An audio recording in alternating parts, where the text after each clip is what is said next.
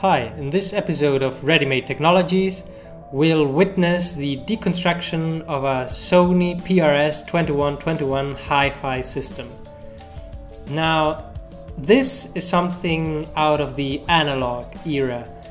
It was all custom built by Sony with high-grade pieces and as you'll see, it was very thought through.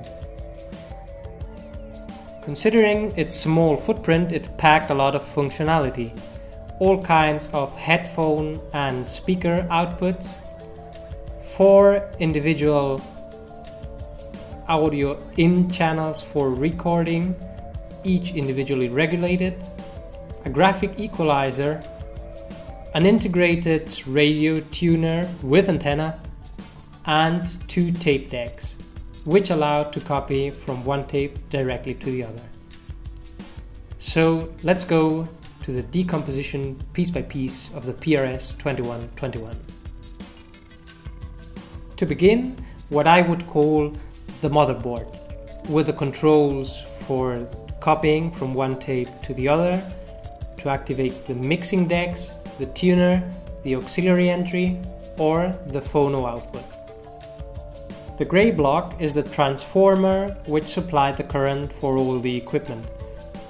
As you can appreciate on the motherboard, it used already pretty standard connectors as well as some kind of microchip. What we see here is the power on button, followed by the fuses, one for each current, an outlet, and the outputs for the speakers. And once again, we see the connectors from the back.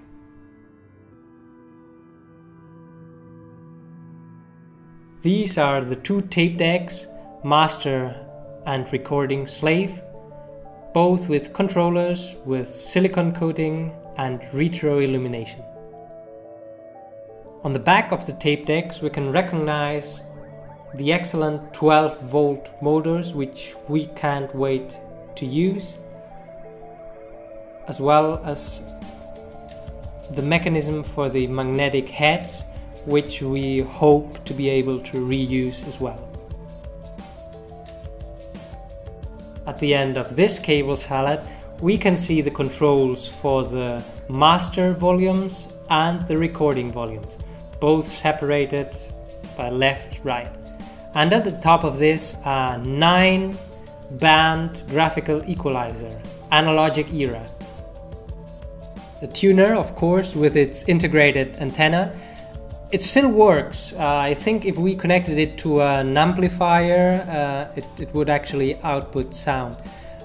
What really did surprise me is the mechanism for selecting the radio band.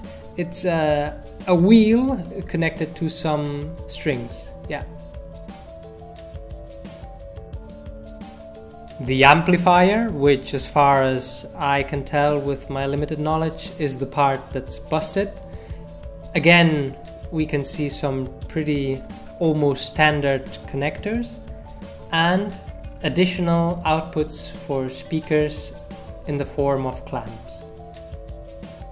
The front panel medley, the meter, all analog of course. The audio inputs for the recording channels, the audio outputs, and finally the controls for the master volume. The beauties you'll see now are the individual controls for each of the in channels.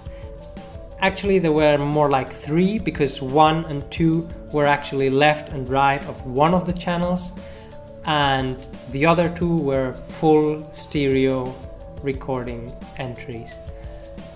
Each of them had controls for selecting the output, the panning, bass and treble, a master volume, as well as a selector to use the graphical equalizer in the settings. To finish up, if you're not bored already, you can see the boards corresponding to the magnetic tape modules We wanted to show them because they are really beautiful. We can see again the almost standard connectors. These were completely custom built. You can appreciate in the middle there's kind of a cut. You see them flattened by us, but actually they formed a 90-degree angle which embraced the magnetic tape modules fully so that there was a snug fit. Thanks for watching, excuse the imprecisions, and see you soon.